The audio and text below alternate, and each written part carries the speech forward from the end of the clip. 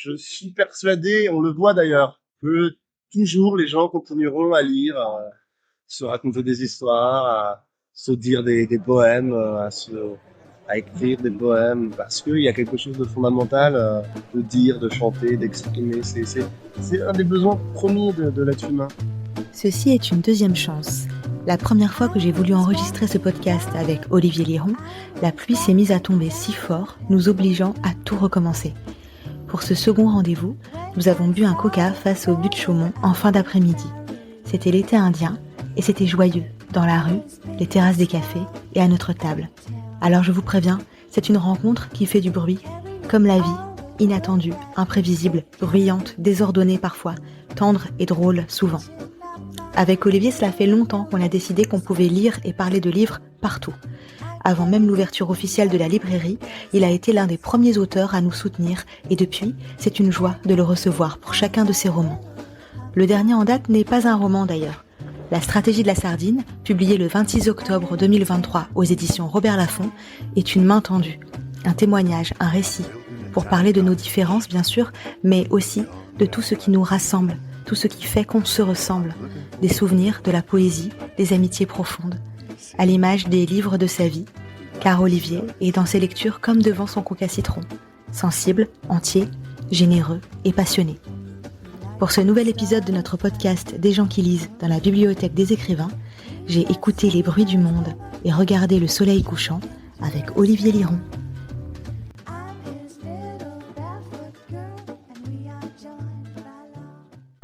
Pour un peu aujourd'hui, ça va? J'essaie de voir de quel côté tu allais arriver, mais bon, pas grave. T'as pris un petit J'ai pris un verre. coca avec du citron vert. C'est pas trop le bonheur sur la terre, du citron vert dans le coca. Ah oui, c'est sympa ça. Tu veux boire quoi, Je vais toi? prendre un coca, c'est une bonne idée. T'es prêt à reparler de bouquins? Bah, tu sais, T'es toujours prêt à parler de on parle bouquins? toujours de... C'est pas que de bouquins finalement, quand on parle de lecture. On On parle parle de vie, On parle de ce qui nous on anime. parle de vivre. Ah, c'est beau ça. Bah, c'est ça qu'on... C'est pour ça qu'on lit? Bah, pour se sentir vivant ou un peu plus vivant, Ouais. je crois. Bah, c'est vraiment comme la vie, il y a des moments où on n'est pas bien du tout, quoi. On n'arrive plus à rien faire, on est triste, abattu. Dans ces cas-là, bizarrement, la lecture est difficile aussi. La lecture, pour moi, c'est vraiment du côté de la vie. Bah, il y a quand même des moments heureux de l'enfance qui sont associés à la lecture. Et à l'inverse, des moments plus difficiles à l'adolescence où la lecture était impossible. Le mal-être est trop grand et la lecture devient difficile. C'est vraiment pour moi quelque chose du côté de la vie, quoi. De sensation, de se sentir vivant, de ressentir des choses et d'être capable aussi de se projeter dans l'altérité, dans des personnages qui ne sont pas nous. Et donc les livres, c'est vraiment une découverte aussi de l'empathie. On peut se mettre à la place d'un éléphant bariolé qui s'appelle Elmer ou d'un elfe qui attend de l'autre côté d'un gué dans Le Seigneur des Anneaux. Voilà. Donc oui, c'est du côté de la vie, la lecture. Chaque étape de la vie est accompagnée pour moi de grandes lectures. Les premiers livres, on te les a lus ou c'est toi qui les as découverts? Pour moi, la lecture, c'est des sensations, des souvenirs, des sensations. Mon père qui me lisait la fameuse invasion de la Sicile par les ours, qui est un très beau livre de Dino Buzzati. Les parents vont avoir un rôle déterminant si l'enfant lit ou pas. Moi, j'avais deux parents qui lisaient, donc forcément, j'étais un enfant qui tout de suite a fait le goût de lire. Ma mère était une grande lectrice et elle était enseignante de mathématiques, mais c'était aussi une littéraire. Donc elle aimait lire, elle achetait des livres, on les empruntait surtout à la bibliothèque, on allait à la bibliothèque et on devait emprunter à la petite bibliothèque de banlieue où j'allais, on pouvait emprunter 5 livres. Donc, oui, c'était vraiment une joie d'aller trouver des nouveaux livres. Je ne sais pas s'il y avait des livres interdits consciemment parce que peut-être en bon pédagogue, mes parents s'étaient dit que peut-être si on interdisait des livres, on allait se précipiter dessus. Donc je sais pas si c'était une bonne stratégie. Hein. Mais ceux qui étaient dans la bibliothèque, j'avais accès, sachant que les livres d'adultes, on va pas se jeter dessus tout de suite. Hein. Donc on commence par des livres plus accessibles, bien sûr. des livres, je me souviens avoir lu des Jack London, des livres d'aventure, des livres... C'est bien quand une lecture est facile, ça ne veut pas dire qu'elle n'est pas profonde. Et des grands chefs-d'œuvre, je me rends compte que j'ai pu les lire assez jeune. Quand même, le signe qu'un enfant puisse être intéressé par Pro-Blanc, par Jack London, moi je me souviens avoir lu Les Misérables relativement tôt, parce que l'histoire est tellement universelle que on peut s'y intéresser, hein, quel que soit son âge. Certains livres de Steinbeck, de grands écrivains comme ça, sont très accessibles. J'ai eu la chance d'avoir accès aux livres et à ce qu'on appelle la littérature très très très tôt. Tu pouvais lire partout? Il y avait des endroits qui étaient importants pour toi? Ah oui. Mon père se moque encore parce qu'un jour on était en vacances, on a fait un tour sur un bateau et au lieu de regarder l'océan, enfin la mer, l'horizon, j'étais dans la cale en train de lire un livre de série verte que j'adorais. C'est une aventure qui s'appelait Les Trois Jeunes Détectives et sur le bateau, au fond du bateau plutôt, je lisais au lieu de regarder la mer, j'étais au fond du bateau sans avoir le mal de mer apparemment et je lisais les aventures des jeunes détectives. Donc j'étais toujours en train de lire tout le temps et à la fois c'est quelque chose qui me coupait un petit peu du monde et à la fois qui apporte beaucoup de joie quoi de s'évader. Tu peux lire partout là, par exemple, on s'est donné rendez-vous, tu m'as donné rendez-vous devant les buttes Chaumont. Est-ce que l'endroit dans lequel tu te trouves, par exemple là en l'occurrence un parc, ça peut aussi imprégner, colorer d'une manière différente un peu ta manière de lire, de recevoir la lecture? Je me souviens des lieux justement, certains que j'ai cités, où j'ai lu, dans un bateau, dans une chambre d'enfant. Je me souviens de la petite veilleuse que j'avais qui était rouge. Je me souviens très précisément des conditions dans lesquelles j'ai lu. Je me souviens avoir lu dans la chambre de mes parents et d'une sorte d'un affreux couvre-lit à fleurs orange. Je me souviens encore de ce couvre-lit sur lequel j'ai lu justement Les Misérables. Je me souviens où j'ai lu les livres. Je me souviens des livres que j'ai lus en voyage. Je me souviens d'avoir découvert ce grand livre de poésie mystique et incroyable qui s'appelle Feuilles d'herbe de Walt Whitman, grand poète américain. Je me souviens d'avoir lu sous une tente dans un camping improbable en Hongrie à 20 ans. J'étais parti comme ça découvrir l'Europe et ainsi de suite. Je me souviens vraiment des moments où j'ai lu des livres. Il y a des textes qui nous hantent, qui nous habitent. Et effectivement, il y a un côté magique quoi, d'avoir accès à des univers. Donc, c'est comme une voix, effectivement, dans notre tête qui nous raconte une histoire. Mettre en lien des solitudes, peut-être justement, des âmes, des gens, des êtres humains. Oui, c'est joli ça. Partager des émotions, oui, vraiment. T'aimes bien parler de tes lectures, toi, à des gens autour de toi, des gens que t'aimes ou avec qui tu partages des goûts communs? Je ne suis pas extrêmement prosélyte. Je pense que ça fonctionne par la présence. C'est-à-dire que c'est un petit peu, vous savez, comme les gens qui font la morale. En revanche, quand on fait des choses, on les fait vraiment, on remarque que ça crée une émulation. Quelqu'un qui va, par sa présence, dégager de la bienveillance, de la gentillesse, va entraîner les autres à se conduire de la même façon. Voilà. Et je pense que c'est vraiment cette idée d'incarner les livres, la présence des livres, et que si autour de nous on a des gens qui lisent, pour reprendre le nom de la librairie qui est joli, si des gens qu'on aime lisent, on va avoir envie de lire aussi. J'ai pas forcément tendance à abreuver les gens de mes lectures, c'est quelque chose d'assez intime, d'assez secret. En revanche, je m'entoure et je choisis aussi de m'entourer de gens qui lisent. C'est plutôt partager, voilà, nos découvertes et chacun fait un petit peu son chemin. Il y a peut-être parfois des livres que tu as adorés et que tu as absolument envie que quelqu'un autour de toi lise. Est-ce que tu vas l'offrir? Est-ce que tu vas le prêter? Oui, j'aime beaucoup prêter des livres. C'est vrai, tu prêtes tes livres, toi? Prêter ou offrir des livres. C'est pas mes livres, en fait. D'ailleurs, je n'aime pas cette expression. Ah. Là, c'est nos livres, justement. Nos librairies, nos bibliothèques. Si un livre ne procure plus d'émotion à personne qu'il est rangé dans une étagère, on entre dans un autre aspect du livre, hein, qui existe, hein, qui est un aspect de faire valoir, social, culturel. Il y a un titre en particulier que tu offres ou prêtes beaucoup en ce moment? J'offre souvent, pas toujours, mais c'est vrai que souvent en librairie, j'offre des livres un peu différents. J'offre peu de romans, par exemple. J'aime bien parfois dans une librairie farfouiller, trouver un livre un peu différent. Ça peut être un recueil de poésie. Mm-hmm. Ça peut être un essai sur un sujet, je pense, qui peut intéresser la personne. Ça peut être un livre d'art. Ça peut être... j'aime beaucoup les albums jeunesse aussi.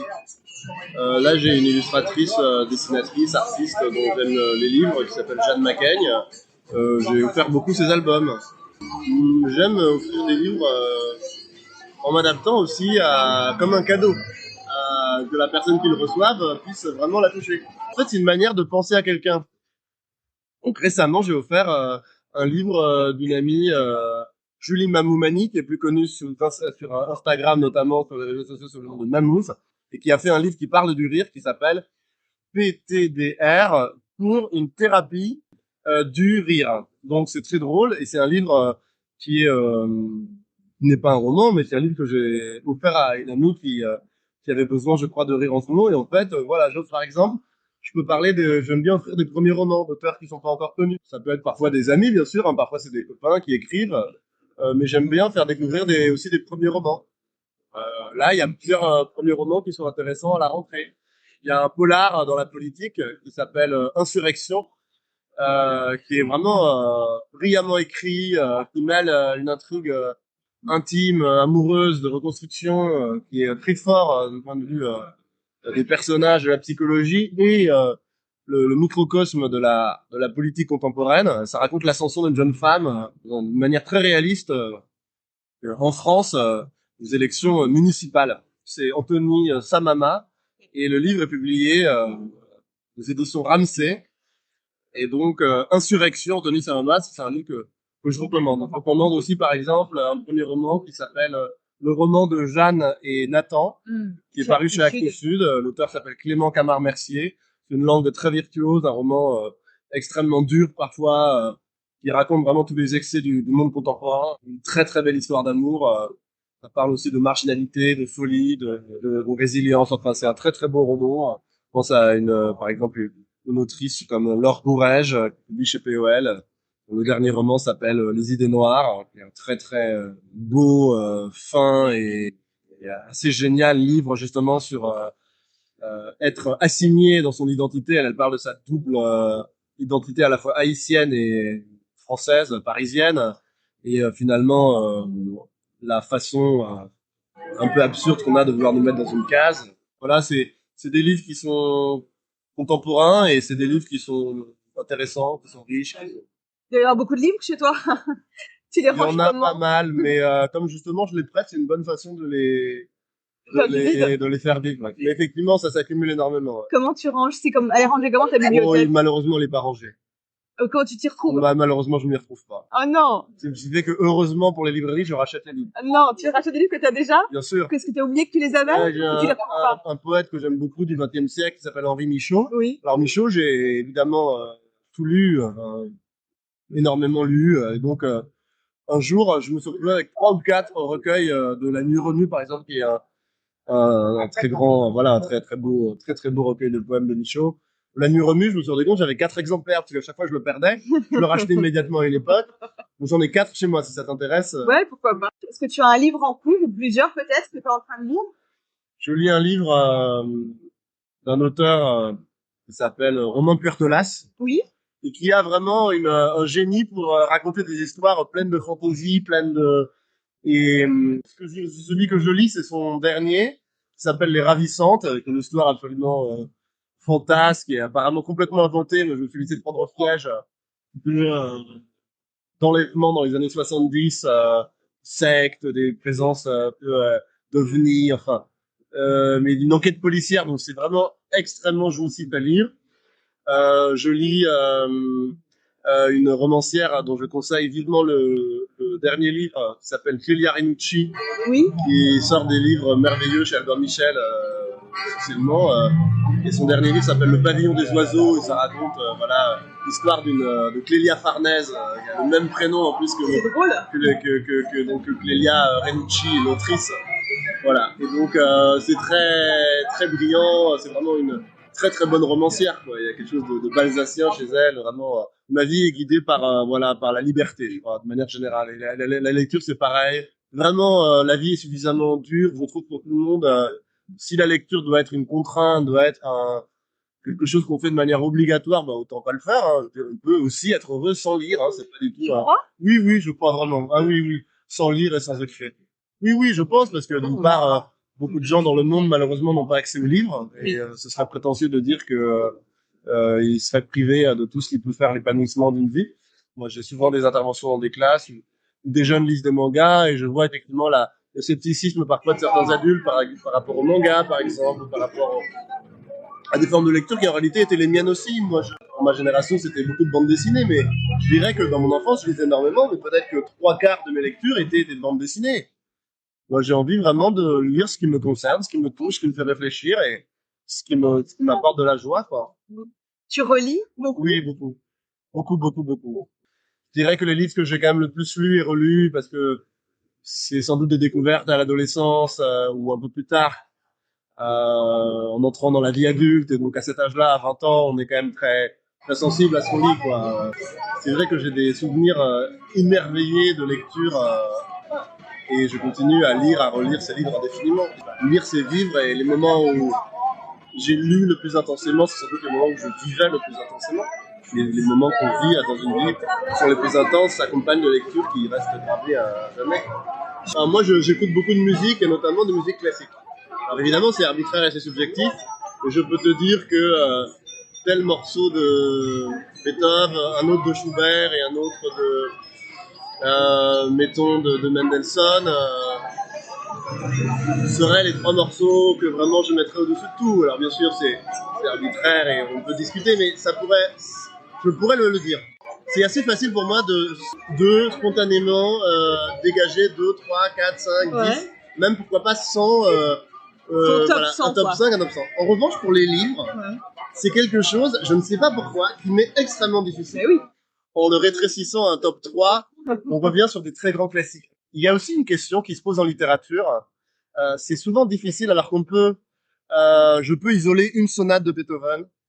J'ai plus de mal à isoler un texte dans l'œuvre d'un auteur. Alors qu'un compositeur, un cinéaste, c'est plus facile. Et donc c'est vrai que Rimbaud, Baudelaire et Mallarmé ont été quand même les poètes que j'ai découverts à un âge. Ça m'a beaucoup marqué, mais je pourrais parler d'Aimé Césaire, je pourrais parler d'André Chédid, je pourrais parler de Sylvia Plath, je pourrais parler de lectures d'enfance justement qui m'ont beaucoup marqué, comme Tolkien. C'est aussi à chaque moment de la vie des choses très différentes. C'est pas mal quand même déjà. Voilà, il y a des choses qui m'ont évidemment laissé une empreinte quand même assez indélébile, quoi. Est-ce que tu as comme ça en tête une anecdote, quelque chose qui te serait arrivé grâce à la lecture d'un livre? Finalement, c'est surtout des amitiés qui se sont menées autour des livres. J'étais à la fac et je faisais donc une thèse sur un poète, une dimension très religieuse et mystique très marquée, qui s'appelle Saint John Perse, et j'ai rencontré des gens qui étaient un petit peu illuminés comme moi autour de la poésie, quoi. Je pense que je fais des romans, mais pour moi, au fond, je suis un peu un poète raté, quoi. Je dis ça en rigolant, c'est pas au sens où quand je publiais de la poésie, c'était peut-être un peu trop foutraque pour aujourd'hui, donc c'est difficile en plus de publier de la poésie, donc ça n'intéressait pas forcément les éditeurs, et donc j'ai commencé à écrire des livres, des histoires, de la narration, des fictions, des romans, mais qui sont des romans quand même dont pour moi l'ambition est poétique, quoi. Si on devait faire, Olivier, ton passeport littéraire, si tu étais un titre de livre. L'amour, la poésie. C'est Paul Éluard. Si tu étais un héros ou une héroïne de roman. Je serais Anna Karénine. Ouais, pour moi, les grandes héroïnes romantiques, on n'a jamais fait mieux, hein. Madame Bovary, c'est un livre génial. Mais il faut jamais oublier, on l'oublie toujours, en fait. Flaubert est génial, mais Flaubert est un écrivain humoriste. Flaubert est un écrivain au second degré, enfin, ironique. Ouais. Flaubert, c'était le Fab Caro de son époque. Non, mais c'est pas une blague, hein. Ah non, mais je sais. Flaubert est vraiment un écrivain qui tournait en dérision, en fait, le romantisme de son époque. Flaubert, moi, j'aime énormément Flaubert parce que c'est du second degré. Il a écrit ce fameux dictionnaire des idées reçues, qui est un des textes les plus drôles sur tous les clichés du romantisme, qui sont encore, pour certains, encore complètement là aujourd'hui, dans la mode, dans l'imaginaire amoureux, etc. Mais oui, une personnage comme Anna Karénine, ouais, c'est magnifique, ces grands personnages, sur Cosette, des personnages quand même chez Victor Hugo, magnifiques. Peut-être, moi je me suis souvent plus identifié à des personnages féminins dans la fiction qu'à des personnages masculins. Mais c'est variable, hein. Est-ce que les hobbits sont des masculins ou féminins? Je pense que c'était déjà non-binaire, ils avaient tout compris. Voilà, je pense qu'il y a plein de façons de s'identifier. On peut s'identifier en étant un homme, ou en s'identifiant soi-même comme un homme, mais s'identifier à des personnages féminins, le contraire, enfin, tout est possible. Et ce que j'aime dans la littérature, c'est justement à rebours de ce qu'on a aussi, de ce qu'on ce qu'on dit beaucoup avec une grille qui pour moi est trop strictement sociologique en fait, c'est qu'on peut s'identifier à des personnes à qui on ne s'identifierait pas, soit socialement. Moi, j'ai lu, par exemple, j'ai dévoré à l'adolescence, tous les romans d'André Chédid, qui se passent souvent, au Liban, etc. Moi, je ne suis pas libanais. Bon, alors, certes, j'ai du sang méditerranéen, mais espagnol, un peu marocain, mais enfin, on est très loin du Liban, quoi. Je trouve qu'on s'identifie à des émotions. On s'identifie à des gens dont les émotions nous ressemblent. Donc, j'aime bien lire, des choses qui ne me ressemblent pas, mais dont je me sens frère et sœur de personnages qui sont différents de moi et de personnes qui sont différentes de moi. C'est magnifique. Est-ce qu'il y a des textes ou un texte, un roman, après sa lecture, tu t'es dit, j'aurais adoré écrire ça? Alors, je sais pas si je me suis dit j'aurais adoré écrire ça, mais je me souviens de deux expériences très marquantes qui ont été en plus consécutives. J'avais 17-18 ans, je venais de quitter l'environnement de la famille. J'avais l'impression d'une totale liberté. Je commençais mes études. Juste après le bac, j'ai lu que surtout Le bruit et la fureur de William Faulkner, qui est un livre où, dans mon souvenir, et encore à l'époque, je lisais des choses compliquées, je n'ai rien compris. Mais c'est la voix d'un personnage.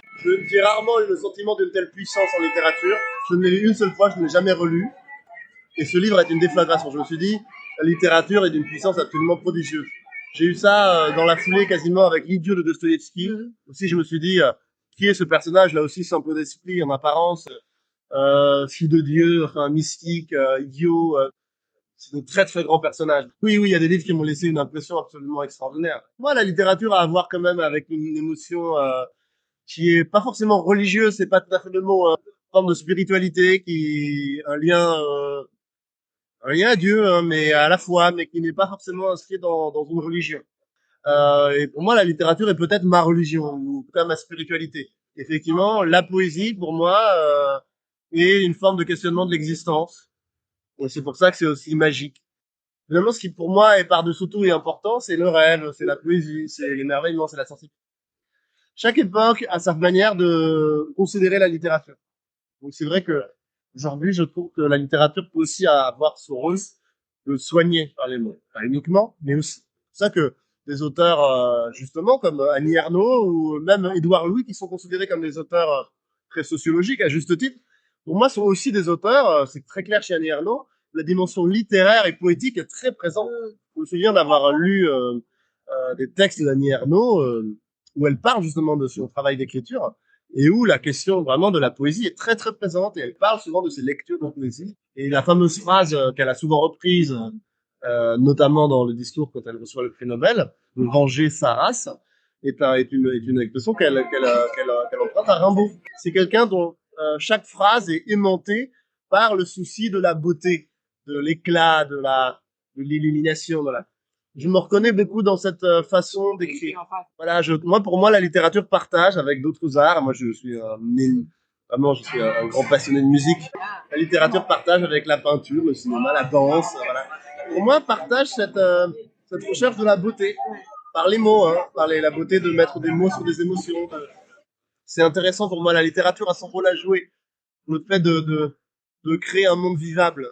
Si on ne le prend pas comme quelque chose de péjoratif, je crois c'est une grande consolation.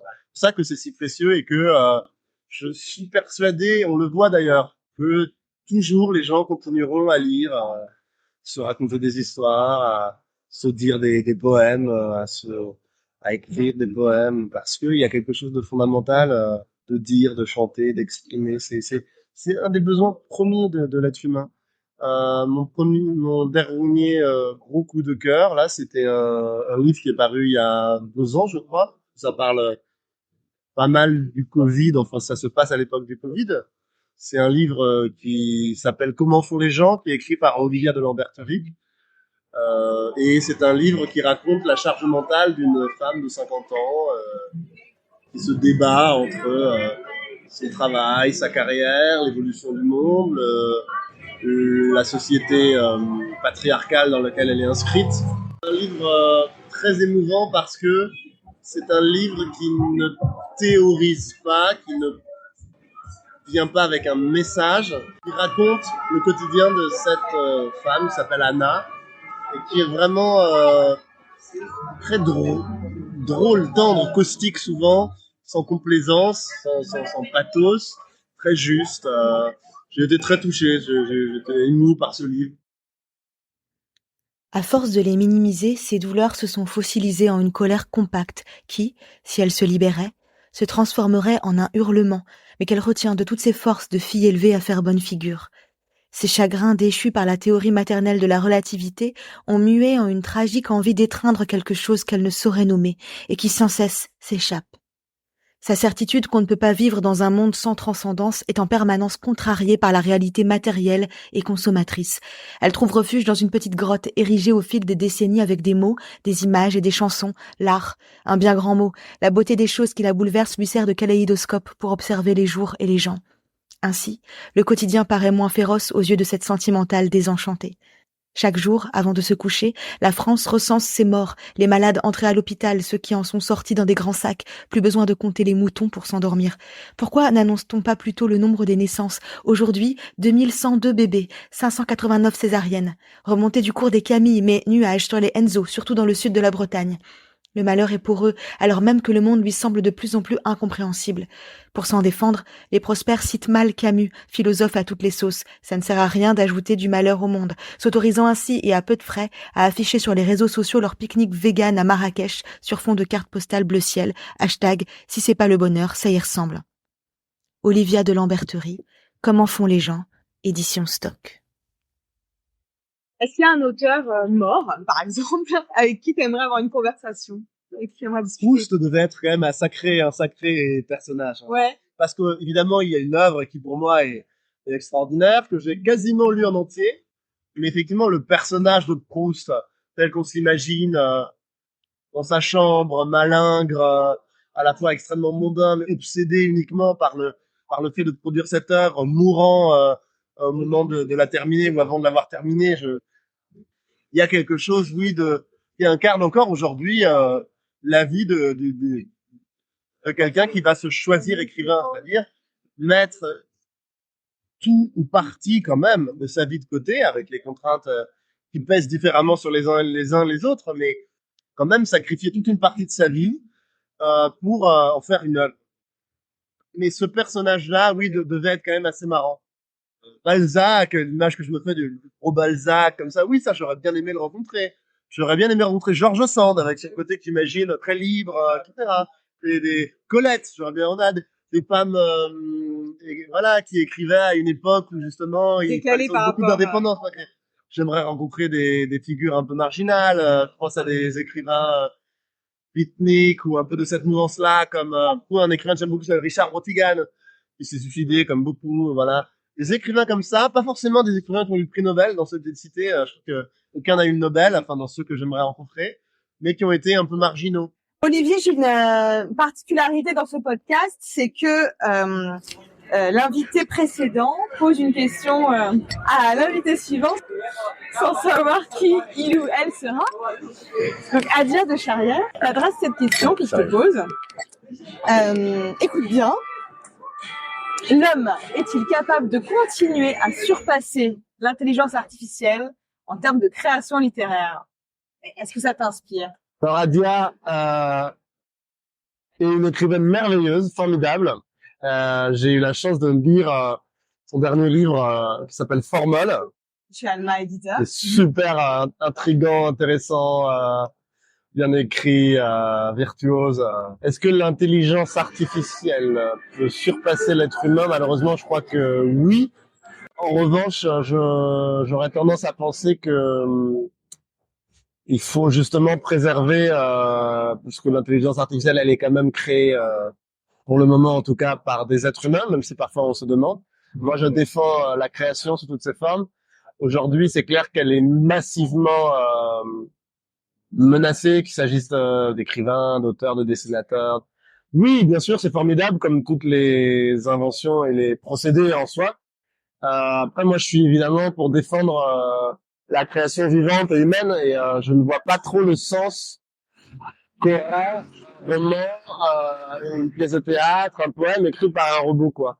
Dans la mesure où, pour moi, c'est l'aspect justement humain de ce geste, anthropologique, c'est-à-dire qu'est-ce qui va, tout ce qu'on a évoqué là pendant cet entretien, quoi. Cette idée que l'humanité pourrait devenir en quelque sorte améliorée par des robots, je pense qu'on devrait peut-être plus faire attention déjà à réparer l'humain avant de chercher à produire une intelligence artificielle. Le cerveau humain est une machine merveilleuse et il est capable de faire beaucoup de choses quand même extraordinaires parce que tous les chefs-d'œuvre de la littérature, ils ont quand même pour l'instant pas été écrits par les robots de Google. Hein. Donc, j'ai tendance à m'intéresser à l'intelligence humaine et à la sensibilité humaine. Voilà, à l'intelligence artificielle, je préfère la sensibilité humaine. Ce sera mon dernier mot, Jean-Pierre.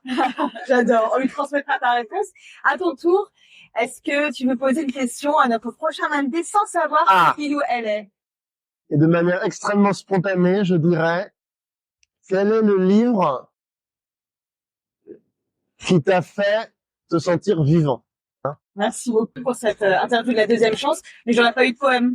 On m'aurait pas dit de poème. Oui, mais c'est parce que je pense que ça mérite un projet à part, cette histoire de poème. Mais un jour, on pourrait faire des petites lectures. Voilà. Ceci est un rendez-vous. Merci beaucoup, Olivier. Merci, Loli. Merci pour tout. C'était le podcast Des gens qui lisent dans la bibliothèque des écrivains avec Olivier Liron. Retrouvez sa sélection de livres sur le site de la librairie www.desgendsquilises.fr. Si vous avez aimé ce podcast, parlez-en à d'autres gens qui lisent. À bientôt, à la rencontre d'une autre bibliothèque et belle journée dans les livres.